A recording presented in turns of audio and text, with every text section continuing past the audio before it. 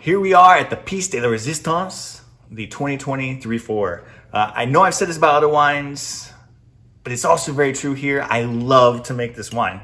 It comes off of a high density planting of Syrah, 3 feet by 4 feet, which creates this intense competition between the Syrah. We get these really small clusters, really tightly packed. Berries are packed full of phenolics and tannins, and they're amazing to work with. We can do a lot with it. We used 2 different fermentation techniques this year for the 3-4 and kind of combine them to bring 2 very different facets.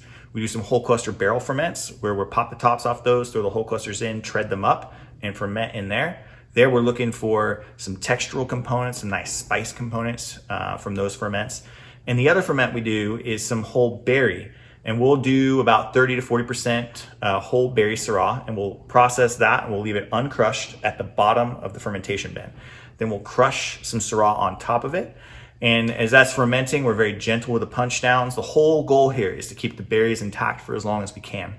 And the thought process behind that is that in the pulp of the berries are these wonderful compounds called esters. They bring floral components, they bring fruit components to the table.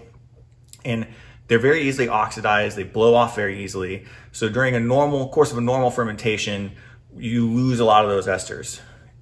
Whole berry, we're hoping to hold on to those a little later. The later we can break the berry, the more likely we are to keep some of that floral and keep some of that fruit component in the wine. And so we take that fruit floral whole berry fermentation, and we combine it with the spice and the texture of the whole cluster barrel fermented Syrah, and we get something that really kind of encapsulates the versatility of Syrah and everything you could do with it. A really fun wine. I absolutely love this. It's probably my favorite 3-4, right up there with the 2018 3-4. Very enjoyable. I highly recommend you hop on, order a couple extra bottles of this as well. It is limited quantities of this 3-4 also.